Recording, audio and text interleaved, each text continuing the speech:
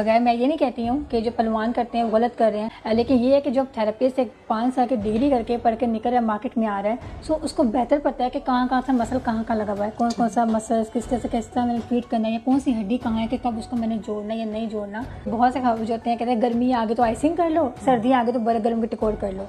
पहलवानों की पता है। हमारा जो तकिया है ये ना कि हमारे पूरे सर के नीचे होना चाहिए, ये हमारी गर्दन के नीचे होना चाहिए। ठीक है, जैसे कि ये तकिया है तो इसके ऊपर मैं अगर सोता हूँ तो मुझे इसको अपनी गर्दन पे ऐसे रखना है। ठीक है, कि इसकी जो बेस लाइन है वो मेरी गर्दन के नीचे है, ना कि मेरे जो है वो सर के नीचे है। अस्सलाम वालेकुम व्यूअर्स, मैं आज आपकी मुलाकात करवा रहा हूं डॉक्टर मारिया तारिक से, जो फिजियोथेरेपिस्ट हैं, सुपरलेटिव क्लिनिक में एज ए CEO की सर्विसेज परफॉर्म कर रही हैं। थोड़ा सा मैडम अपने बारे में बताएं। अस्सलाम वालेकुम, मेरा नाम डॉक्टर मारिया तारिक है, मैं एक फिजियोथेरेपिस्ट हूँ। मेरा मास्टर्स इन वुमेन फिजियोथेरेपिस्ट है, यानी कि पेल्विक फ्लोर फिजियोथेरेपिस्ट। मैंने UK से 2 सर्टिफिकेशंस किए हुए हैं और फिटनेस ट्रेनर कोर्स पे किया हुआ है। इसके अलावा मैंने बहुत से हॉस्पिटल्स क्लिनिक में वर्क किया हुआ है, Ittefaq hospital, general hospital, sports and spine clinic, Riphah rehab center. Now I am working as a lecturer at ILM institute and running my own clinic physiotherapy in Lahore. सबसे पहले मैं ये जानना चाहता हूँ कि जब भी वो हड्डियों का मसला होता है, जोड़ों का, नेक पेन, ये वो, तो लोग पहलवानों के पास चले जाते हैं। पहलवान जो है वो बड़े पॉपुलर हैं, तो आप जैसे जो पढ़े लिखे जो नॉन पहलवान जो हैं फिजियोथेरेपिस्ट लोग, इनके पास क्यों है? इन दोनों में डिफरेंस क्या है? थोड़ा हम ये जानना चाहेंगे प्लीज। सर, जैसा कि आज का जदीद दौर चल रहा है, ठीक है, 21वीं सदी चल रही है, तो इसमें पता है कि अब एजुकेशन कितनी इंपॉर्टेंट है। ठीक है, बगैर मैं ये नहीं कहती हूँ कि जो पहलवान करते हैं वो गलत कर रहे हैं, या जो हम कर रहे हैं वही हम सही करें। अल्लाह ने शिफा रखी होती है, दोनों में रखी होती है, लेकिन ये है कि जब थेरेपिस्ट एक 5 साल की डिग्री करके पढ़ के निकल रहा है, मार्केट में आ रहा है, सो उसको बेहतर पता है कि कहाँ सा मसल कहाँ लगा हुआ है, कौन कौन सा मसल किस तरह से किस तरह मैंने ट्रीट करना है, या कौन सी हड्डी कहाँ है कि कब उसको मैंने जोड़ना या नहीं जोड़ना। जो मरीज़ जाता है वो चीज़ सोच के जाए कि मैं इसके पास जाना, पे एक बार फिजियोथेरेपिस्ट से जरूर कंसल्ट कर लूँ, क्या पता उसके पास इलाज निकल आए। ठीक है, उसको इलाज देखते हुए वो जो उन चीज़ों को देखे कि जो एक थेरेपिस्ट पढ़ा लिखा बाहर आ रहा है उसको ज़्यादा पता होगा, नॉलेज होगी कि मैंने इसको ट्रीट कैसे करना है। मतलब पहलवान जो है वो ऑब्वियसली एक पुराना वर्जन है, ठीक है, ये एक पढ़ा लिखा एजुकेटेड, मतलब न्यू जो टेक्निक्स के अकॉर्डिंग। जो लोगों का अचानक कहीं पर गिरते हैं, कोई चोट लगती है, कोई स्लिप होते हैं, तो फौरन जो रेमेडी क्या होगी कि वो ठंडी पट्टी करनी है, गर्म पट्टी करनी है? ये बड़ा एक प्रॉब्लमैटिक क्वेश्चन है। ये सर बहुत इंटरेस्टिंग आपने सवाल में सब किया है, ये क्योंकि बहुत से खबर होते हैं कहते हैं गर्मी आ गई तो आइसिंग कर लो, सर्दी आ गई तो बड़े गर्म की टिकोर कर लो। पहलवानों की पता है। लेकिन जो मैं अपने व्यूअर्स को बताना चाहूँगी चीज़ कि अगर आपको कहीं पर भी स्वेलिंग हो तो आप इस पर आइसिंग करें, बर्फ़ की टिकोर, ये बहुत ज़रूरी है कहीं पे स्वेलिंग हो जाए। और ये नहीं कि बर्फ़ की टिकोर को आपने रखना है, उसको जहाँ पे स्वेलिंग आपको लगती है उसको आप बर्फ़ को तोड़ कर उसका टॉवल में लपेट कर कवर करके, तो आप उसको अपने जहाँ पे भी आपका उसका सर्कल में उस पार्ट को करें। सिर्फ 10 to 15 मिनट, 15 मिनट से ज़्यादा अपने आइसिंग को नहीं करना। हाँ, बस केस आते हैं कि बाहर जाते हैं बाइक से नीचे गिरे, जैसे लीड की हड्डी सबसे आखिर वाली हड्डी के बड़े मसले आ रहे होते हैं, वो कहते हैं जो स्वेलिंग वहाँ होगी तो आप बर्फ़ गरमाइश कर रहे होते हैं, चाहे सर्दी है चाहे गर्मी है। तो इसलिए बेस्ट है कि आप बर्फ़ को लें, बर्फ़ की आइसिंग करें, तो आपको बकरी रिजल्ट जाएंगे किस तरह बर्फ़ जो 2 दिनों के अंदर आपकी स्वेलिंग को खत्म कर देता है। स्वेलिंग कम हो गई है तो फिर हमें लगता है कि अच्छा अब इसमें नो डाउट हमें लगता है कि अच्छा अब हम इसमें गरमाइश दें, गर्म टिकोर दें, या बात को हम करते हैं कि गरमाइश में जरूरत नहीं पड़ती है, मरीज़ को वैसे कुछ एक्सेस करते हैं वो ठीक हो जाता है। बिल्कुल ठीक। एक चीज़ हमारे पूरी जहाँ में बड़ी कॉमन हो गई है, ये मोबाइल। आप बताइए, आपके पास बहुत से पेशेंट्स आते हैं जिनको नेक पेन होता होगा, हमें अपना जो पैटर्न है मोबाइल यूज़ करने का वो कैसा रखना चाहिए? ये ज़रा आप प्रैक्टिकली हमें कोई डेमोन्स्ट्रेशन दें, डेमो दें, किस तरीके से हमें अपनी नेक रखनी चाहिए ताकि हमें आप मतलब एक्सपर्ट कंसल्टेंट के पास ना पड़े, मामला ठीक है प्लीज। सर, चाहे वो नेक है, चाहे वो आपका मोबाइल है, चाहे वो आपका लैपटॉप है, ये बड़ा ज़रूरी है कि जब आप लोग कंजेक्टिव, क्योंकि अब ज़्यादातर ऑनलाइन वर्किंग में बहुत ज़्यादा काम करते हैं, मीडिया पे काम करने के लैपटॉप, लोग 8-8 घंटे लैपटॉप को यूज़ कर रहे होते हैं, तो इसके लिए बड़ा ज़रूरी है कि आप अपने 2 घंटे निकाल के, जब अपने कंटिन्यूस वर्क कर रहे हैं तो आप 2 घंटे निकाल के उसके बाद अपनी एक्सरसाइज करना शुरू करें, जो मैं आपको 20 सेकंड पे कुछ एक्सरसाइज बताऊंगी। ठीक है सर, अब बात करते हैं लैपटॉप की, तो आपका लैपटॉप का लेवल आपके इक्वल होना चाहिए, इक्वल होना चाहिए ताकि आपकी चेयर और आप बिल्कुल कंफर्टेबल हो तो आपको यूज़ कर सकें, यानी कि आपका आई कॉन्टैक्ट ये ना हो कि बिल्कुल यूँ हो और आप यूँ होकर देख रहे हो। इस टाइम कुरान पाक की बात भी करते हैं ख़वातीन के ऊपर, जो ख़वातीन कुरान पाक यूज़ करने पड़ती हैं, मतलब हम भी पढ़ते हैं, फीमेल्स मेल दोनों पढ़ते हैं, तो ये इस तरह के कुरान पाक पढ़ रहे होते हैं। अच्छा जी, हम पढ़ें, सो उनके लिए ये कि अपने लेवल पर कुरान पाक को ले आए। जब अपने लेवल कुरान पाक को लेकर तो उनको विजन होगा, देखते हुए आसानी हो जाएगी। इसी तरह फ़ोन की बात भी आती है सबसे इम्पोर्टेंट चीज़ जो कि मैं बहुत अपने मरीज़ों को भी करती हूँ, खुद भी चीज़ को अवॉइड करने की कोशिश करती हूँ कि बेड पर फ़ोन को, लैपटॉप को यूज़ ना करूँ। अच्छा। मैं जब भी लैपटॉप पे काम होता है तो मैं चेयर को यूज़ प्रेफर करती हूँ। अगर आपके घर में आपके रूम में टीवी है रूम में तो उसको निकाल दें, क्योंकि बहुत से केसेस हमें कोविड में देखने पड़े जिनकी वजह से उनके बैक, उनके नेक के इश्यूज बहुत ज़्यादा कॉमन हुए। अब जब आप लोग बैठते हैं तो अपनी प्रॉपर सीटिंग की सर्च करें कि आपकी हिप जो है बैक को टच हो रही हो, ठीक है। देन सेकंड, अपने फ़ोन को आपने अपने इस लेवल तक लेके आना, आपने यूज़ करना है, ठीक है। आप कुछ ज़्यादा यूज़ करें तो आप थोड़ा सा यूँ हो जाते हैं, देन दोबारा अपना रूम लेके आएँ, थोड़ा ब्रेक ले लें थोड़े कुछ सेकंड के लिए। जो लोग बहुत ज़्यादा सोशल मीडिया को यूज़ करते हैं, मतलब कुछ काम के लिए करें, कुछ ऐसे देखने के लिए, तो उनके लिए जो कोई काम नहीं करे तो उसको बस चंद सेकंड या फिर चंद मिनट्स में आप देखें तो छोड़ दें। लेकिन कोई काम के लिए कर रहे हैं तो बीच में एक्सरसाइज करें, जैसे अपनी सिंपल एक्सरसाइज जो आपको गाइड भी कर देती हूँ। इस तरह से नेक की एक्सरसाइज है जो आपने बिल्कुल अपनी मूवमेंट करनी है तो अपने फ्लेक्शन कर सकते हैं, यानी कि इस तरह से गर्दन को 5 फुटना, गर्दन को 5 फुटना, बैक की साइड 5 मिनट्स के लिए 5 टाइम्स 5 टाइम्स 5 टाइम्स ऐसे 5 टाइम्स किया, फिर ऐसे किया, बैक में ठीक है। फिर साइड पे लिए, ठीक है, एंड नॉर्मली इस साइड पे लिए। ये जनरल थी ROMs, यानी कि रेंज ऑफ मोशंस। मुझे बताएं कि बच्चों के लिए आप क्या डाइट रिकमेंड करती है, कौन से फ्रूट्स, कौन से वेजिटेबल्स, और इसी तरह जो अडल्ट्स हैं, ठीक है, और जो एजेड लोग हैं, इन तीनों का ज़रा प्लीज़ कि इसमें हमें क्या अपना। श्योर। जैसे कि बच्चों के बारे में आते हैं तो 12 साल तक चाहे फीमेल है चाहे मेल है, उसको दूध को ज़रूर उसको प्रेफर करें कि वो दूध का 1 गिलास पी के रात को ज़रूर सोए, रात को, ठीक है। या मॉर्निंग में भी अगर पीना चाहे तो मॉर्निंग में भी ले सकते हैं। फिर सेकंड पॉइंट आ जाती है बात कि अपने कैल्शियम को, जिन बच्चों की बहुत से हैं जिनकी ग्रोथ नहीं हो रही होती है, सो वो उनको प्रेफर कैल्शियम इंटेक करवाएं बच्चों में। मीठा खाते हैं, मीठा खाने से कभी भी कीड़ा इतना लगता नहीं है जितना कि इंटरनली आपकी डाइट अच्छी ना होने की वजह से आपको आपके दांतों में कीड़ा लग रहा होता है, आसान लफ्ज़ों में। अडल्ट की बात करते हैं, जो फीमेल्स हैं स्पेशली, मेल्स भी हैं। जो फीमेलों के लिए मेरी ये रिकमेंडेशन है कि अपना हर 3 मंथ का कोर्स करें, विटामिन डी एंड कैल्शियम का एक साथ कोर्स करने के बाद कुछ मंथ्स के लिए छोड़ दें, देन दोबारा इसका कोर्स करें। बहुत सी खवातीन क्या करती हैं, अपने रात को पी देती हैं कैल्शियम को। नहीं, आपने करें विटामिन डी एंड कैल्शियम का एक साथ कोर्स करने के बाद कुछ मंथ्स के लिए छोड़ दें, देन दोबारा इसका कोर्स करें। बहुत सी खवातीन क्या करती हैं, अपने रात को पी देती हैं कैल्शियम को। नहीं, आपने सुबह 10 बजे, सपोज अगर आप सुबह का, और सेकंड पॉइंट ब्रेकफास्ट, अगर आपने ब्रेकफास्ट 7 बजे 8 बजे कर लिया है तो 10 बजे आपके लिए ज़रूरी है कि आप एक कैल्शियम को इंटेक करें, ठीक है। देन जो आप वर्किंग करेंगी वो कैल्शियम आपकी बॉडी में पूरा डिस्ट्रीब्यूट होगा, ना कि वो एक साइड पे रहेगा, और उसकी वजह से आपकी बॉडी में एनर्जी भी रहेगी और आप एक एक्टिव होकर काम कर सकेंगे। फ्रूट्स की हम बात करें, चाहे वो बच्चे हैं, चाहे वो यंग हैं, चाहे वो अडल्ट हैं, तो हमारे यहाँ पे ना बड़ा ट्रेंड होता है कि खाने के फ़ौरन बाद फ्रूट खाना शुरू कर देते हैं। तो खाने के तकरीबन आधे घंटा 1 घंटे के बाद फ्रूट्स का लें ताकि वो फैट में आपके ना इन्वॉल्व हो। हमें जो वॉक है या जो जिम है या कोई भी एक्सरसाइज है, हमें ये कितने टाइम के हवाले से मिनिमम करनी चाहिए और कितने टाइम से ज़्यादा नहीं करनी चाहिए? जिन खवातीन को आर्थराइटिस का इश्यू भी है तो वो ज़रूरी है कि साइकिलिंग को यूज़ करें, ना कि वॉक को प्रेफर करें, ठीक है। अगर जो सी खवातीन अपने वेट को कम करना चाहती हैं, यानी कि अपने आप को, तो दूसरी बात अपनी डाइट कंट्रोल करें, लें हर चीज़। सपोज मैं कहती हूँ मुझे निहारी और नान बोला पसंद है, मैं तो छोड़ नहीं सकती, ठीक है, मैं उसको ज़रूर लूँगी, लेकिन मैं हाई इंटरवल एक्टिविटीज़ करना शुरू कर दूँगी। वो एक्टिविटीज़ करूँगी ताकि मेरा वो डाइजेशन भी कम्प्लीट हो जाए, मुझे वो फैट में भी ना मिले, और मेरी जो एक्सरसाइज है वो भी इम्प्रूव हो जाए। बिल्कुल जी। मुझे बताएंगे हमारा जो स्लीपिंग पैटर्न होता है वो कैसा होना चाहिए, जो हमारे बोन्स के हवाले से या हमारी ओवरऑल बॉडी के हवाले से बेहतर हो? बिल्कुल, ये आपका बड़ा अच्छा सवाल है।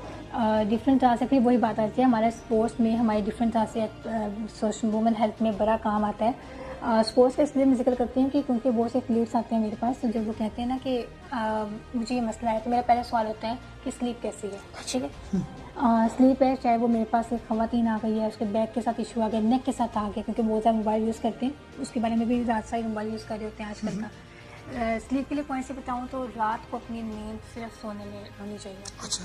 मैक्सिमम आपके वैसे 7 to 8 आवर्स कहते हैं कि आपने सोना चाहिए, लेकिन अगर आप रुके नहीं तो आप मैक्सिमम 11 बजे अपने गैजेट्स को अपने रूम से अवॉइड करें और 4 बजे तक ज़रूर सोएं, जब तक तहज्जुद, क्योंकि हम मुस्लिम हैं तो तहज्जुद के लिए हमें उठना ज़रूर चाहिए, उसको पढ़ना चाहिए, उसके बाद हमारे पास नमाज आ जाती है। तो ना, ताकि आपकी नमाज भी मिस ना हो, आप अपने दुनियावी काम भी करें और आखिरत के लिए भी काम करें। सो मेरी जो है कि आपकी ये 11 से ऑनवर्ड इतने टफ टाइम में 11 से 5 तक आपकी जो है स्लीपिंग पैटर्न। इसमें मतलब हमारे कोई पोस्चर भी कोई स्पेसिफिकली आप रिकमेंड करेंगे? बेस्ट स्लीपिंग पैटर्न ये होता है कि आपने एक नॉर्मली अपना कुशन को यूज़ किया है, कुशन को यूज़ करने के साथ आप साइड लाइन में के करवट लेके सो रहे हैं, सो करवट के दरमियान में भी एक तकिया रखें ताकि वो आपको इशू ना करे, पेन ना बाद में हो। सो आप उसमें रोटेशन आप डिफरेंट लेती रहें तो वो सबसे बेस्ट है। सीधा सोना कुछ लोगों की आदत होती है तो हम उसको ख़त्म नहीं कर सकते, लेकिन हम गाइड जो कर सकते हैं कि आप एक पोजीशन में जाके नहीं सोएं, पोस्चर चेंज करना चाहिए। ठीक है, आप बताइए बीइंग एज अ डॉक्टर आपके पास किस तरह की ज़्यादा पेशेंट्स आते हैं? आपको क्या लगता है कि हमारे मुल्क में इस तरह की प्रॉब्लम ज़्यादा है और इसको किसी से ओवरकम किया जा सकता है? मेरे पास बहुत ऐसे पेशेंट्स आते हैं जिसको बैक एक का बहुत ज़्यादा कॉमन है, बैक एक, फालज, ठीक है। उसके अलावा नेक पेन के साथ आते हैं, घुटनों की आर्थराइटिस के साथ आ रहे होते हैं स्पेशली। डिफरेंट ऐसे पेशेंट्स ही मेरे पास आते रहे हैं। सीपी चाइल्ड, ठीक है, जो माजूर बच्चे होते हैं वो भी आते हैं, उनकी थेरेपी भी बड़ी इंपॉर्टेंट है। नॉर्मली हमारे मुल्क में जो सबसे कॉमन तरह का प्रॉब्लम है वो बैक का है, जिसने आपने बताया। तो इसमें हमें अपना लाइफस्टाइल, बैठने के लिए, चलने के लिए क्या रखना चाहिए एज ए कंसल्टेंट, आप अगर गाइड करें? अगर मैं बात करूँ तो चलने के पॉइंट से भी, बैक के इशू के पॉइंट से या नेक का भी कोई भी इशू आपसे ले लें तो ना बेल्ट लगाना शुरू करते हैं या कोडी लगाना शुरू कर देते हैं। हालांकि इतनी इंजरी नहीं होती है, इतना मसला नहीं होता, मसल नहीं इतना इंजरी हुआ था, तो उसके लिए बड़ा ज़रूरी है कि आप जॉगर्स का यूज़ करें। जॉगर्स, मेडिकेटेड जॉगर्स, जो अगर आप वॉक कर रही हैं, कंफर्टेबल जूते, शूज़, सैंडल्स अगर हमारे कंफर्टेबल है ना, तो हमें जब रात को सोएंगे ना तो हमें स्लीपिंग भी अच्छी आएगी। अगर हमारे कंफर्टेबल पाँव है, आपकी बहुत सी बीमारियाँ आपके पाँव की वजह से हो रही होती हैं आपको। तो बड़ा इंपॉर्टेंट आपने मैसेज दिया है। नॉर्मली हम लोगों की आदत जो आवाम है वो कैंची चप्पल के साथ सारे काम कर रही होती है, तो ये आपने कहा है कि जी कि हमें कोई ना कोई जो हमारा फुटवेयर है वो उसका कंफर्ट होना बहुत ज़रूरी है। 3-4 तरह के हमारे इश्यूज बहुत कॉमन देखने को मिलते हैं, एक बैक का, एक नी का और एक नेक का। किसी तरह का भी प्रॉब्लम इन तीनों में से किसी को होता है, वो लोग फौरन सर्जरी के लिए चले जाते हैं। तो इस बारे में आप थोड़ा एजुकेट करें कि सर्जरी में जाना चाहिए या फिजियोथेरेपिस्ट के पास आना चाहिए? सर पहली बात ये डिपेंड करता है कि वही बात आ रही है जो मैं बार बार थोड़ा सा कह रही हूँ, तो डिपेंड करता है सिवियरिटी कितनी ज़्यादा है, ठीक है। मतलब कि आपके घुटने किस लेवल के ख़राब है, या आपकी कमर का कोई ज़्यादा मसला तो नहीं होना शुरू हो गया, या आपकी गर्दन का कोई ज़्यादा मसला तो नहीं होना शुरू हो गया। सर्जरी से पहले अगर आप फिजियोथेरेपी से कंसर्न करते हैं तो वो आपको डिफरेंट एक्सरसाइज ज़रूर बताता है कि ये आप एक्सरसाइज करें, इस एक्सरसाइज से आप बेहतर हो जाते हैं। अगर तो आप उस एक्सरसाइज से बेहतर हो जाते हैं तो आपको सर्जरी करने की ज़रूरत नहीं पड़ती है, और अगर आप बेहतर नहीं होते हैं फिर आपको सर्जरी, आपको फिजियोथेरेपिस्ट रिकमेंड करता है कि आप सर्जरी करवाएं। सर्जरी करवाने के बाद फिर आपकी दोबारा फिजियोथेरेपी की जाती है। सर्जरी करवाने से पहले फिजियोथेरेपी का क्या फ़ायदा है और सर्जरी के बाद क्या? एक नॉर्मल बंदा अगर सर्जरी करवाने जा रहा है तो क्या होता है कि सर्जरी करवाने गया है तो उसके मसल थोड़े से एक्टिव होते हैं। सर्जरी के बाद हम जब उस मसल को देखते हैं तो हम एज अ थेरेपिस्ट हमें पता है कि अच्छा हमने सर्जरी करवाई तो ये मसल्स किस लेवल, किस ग्रेड पर है, हमें कहाँ से ग्रेडिंग शुरू करनी होती है। तो therapy before and after surgery के ये बेनिफिट्स हैं। एक तो हम चाहेंगे कि आप व्यूअर्स को हम एक सेशन दिखाएं जिसमें स्लीपिंग पैटर्न के हवाले से, बैठने के पैटर्न के हवाले से या चलने के पैटर्न के हवाले से क्या हमें डॉक्टर साहब एडवाइस करते हैं। अस्सलाम वालेकुम, my name is doctor Ali Haider. मैं एज अ फिजियोथेरेपिस्ट जो है वो फिजियो सुपरलेटिव में अपनी सर्विसेज जो है वो प्रोवाइड करता हूँ। तो बेसिकली आज मैं आपको बताऊंगा कि हम जो अपना डेली लिविंग में या डेली एक्टिविटीज़ में अपने पोस्चर्स को कैसे मेंटेन करते हैं, ठीक है, ड्यूरिंग स्लीपिंग, वॉकिंग और जो है वो सिटिंग। तो सबसे पहली बात है कि हम जब सोते हैं तो हमें सोना कैसे चाहिए, ठीक है, और नीचे जो हम तकिए रखते हैं तो वो हमें किस पोजीशन में कहाँ पे रखने चाहिए। तो मैं आपको बताता हूँ। जैसे कि ये सपोज करें कि मेरा एक बेड है, ठीक है, स्लीपिंग बेड है, तो मैं इसके ऊपर कैसे सोऊंगा। तो मुझे इसके लिए जो है वो अपनी सबसे पहले तो मुझे तकिए को देखना है कि तकिया ना तो मेरा बहुत ज़्यादा नरम हो और ना बहुत ज़्यादा हार्ड हो। और तकिए को मैंने जो रखना है, बेसिकली हमारी ये जो स्पाइन है इसका एक स्ट्रक्चर है पूरा, ठीक है, ये इस तरह कर्व बनाती है। तो आप अगर कोई भी हार्ड चीज़ रखेंगे तो ये जो स्पाइन होगी ये हमारी स्ट्रेट हो जाएगी, सीधी हो जाएगी, तो फिर हमें ये जो है वो पेन करती है। हमारा जो तकिया है ये ना कि हमारे पूरे सर के नीचे होना चाहिए, ये हमारी गर्दन के नीचे होना चाहिए, ठीक है। जैसे कि ये तकिया है तो इसके ऊपर मैं अगर सोता हूँ तो मुझे इसको अपनी गर्दन पे ऐसे रखना है, ठीक है, कि इसकी जो बेस लाइन है वो मेरी गर्दन के नीचे आए, ना कि मेरे जो है वो सर के नीचे आए। तो ये इस तरह होना चाहिए, इस तरह मुझे सोना चाहिए, ठीक है। सेकंड ये है कि आपको जो है वो सोना किस पोस्चर में चाहिए। सबसे अच्छा जो पोस्चर है स्लीपिंग के लिए वो साइड लाइंग है, ठीक है, इस तरह, और इसको टाइगर स्लीपिंग भी कहते हैं। आप जो अपना हाथ है इसको ऊपर भी रख सकते हैं, नीचे भी रख सकते हैं, पिलो आपकी वहीं पे गर्दन के नीचे आएगा और ये आपकी ये वाला, ठीक है, पिछली लेग आपकी जो है वो स्ट्रेचिंग में हो, तो ये एक अच्छा जो है वो स्लिपिंग पोस्चर है। अब इसके बाद जो है वो आ जाता है हमारे पास सिटिंग पोस्चर, हमें बैठना किस तरह चाहिए। बेसिकली ज़्यादा लोग ऑब्जर्व भी करते होंगे और देखते भी होंगे कि वो जब बैठते हैं ना तो वो ऐसे बैठते हैं, ठीक है। ये उनकी जो छाती है वो पेट की तरफ गिर रही होती है नीचे, जो कि बहुत गलत है, और उनको जो है वो उनकी जो स्पाइन है उसका स्ट्रक्चर पूरा ख़राब कर रही होती है। तो हमें बैठना बेसिकली इस पोस्चर में चाहिए। बट इसमें मसला क्या होता है, ये एक ज़रा थोड़ा सा वियर्ड सा लगता है क्योंकि हमें इस पोस्चर की आदत नहीं होती। तो जो लोग इस पोस्चर में भी बैठते हैं वो ये करें कि पीछे एक या तो जो है वो बेल्ट लगा लें, या फिर इस तरह करें कि उसके लिए आप इस पोस्चर को मेंटेन करने के लिए आपका जो लैपटॉप है या कोई भी आपका वर्किंग स्टेशन है उसकी जो लेंथ है वो आपकी आई कॉन्टैक्ट के दरमियान हो, ताकि उसको आप इस तरह यूज़ करें या जो भी आप करते हैं तो उसको आप सिटिंग में मेंटेन कर सकें। उसके अलावा हमारा जो है वो वॉकिंग पोस्चर को क्या होना चाहिए। वॉकिंग पोस्चर में हमारे पास बेसिकली ये हमारी स्पाइन का जो बेसिकली नॉर्मल स्ट्रक्चर है वो ये होता है, ठीक है। इस तरह मैं खड़ा हूँ तो देखिए मेरी चेस्ट ऊपर की तरफ है, ऐसे जैसे हम निकालते हैं, ठीक है, और लंबर पीछे मेरी स्ट्रेट है।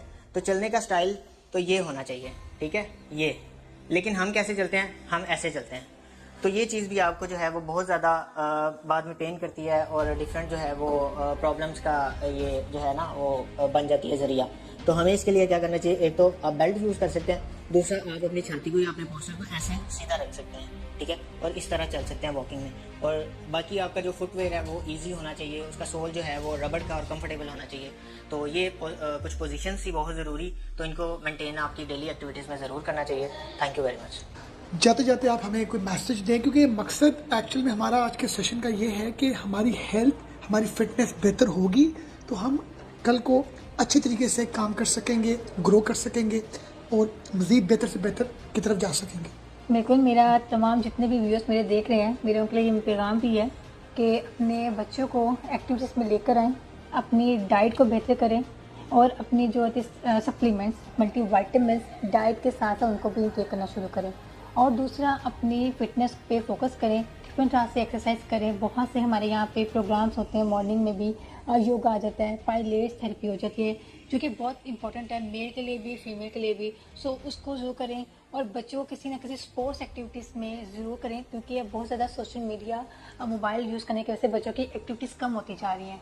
तो बच्चों को डिफरेंट गेम्स में इन्वॉल्वमेंट करवाएं फिजिकली। अगर आपको कोई भी मसला आता है, कमर का, गर्दन का, मोहरों का मसले, या आपको स्पेशली आपके प्राइवेट पार्ट्स में कोई फीमेल को स्पेशली पेन हो रही होती हैं, सो उन सब के लिए मैं यहाँ अवेलेबल हूँ। आप यहाँ पे हमारी अपॉइंटमेंट को बुक कर सकते हैं और हमसे मशवरा कर सकते हैं और अपना सेशन जो है करवा सकते हैं। Thank you so much. अल्लाह हाफिज़। थैंक यू वेरी मच जी, आपने बड़ा अच्छा गाइड किया मैम। व्यूअर्स आपने भी देखा, थैंक यू।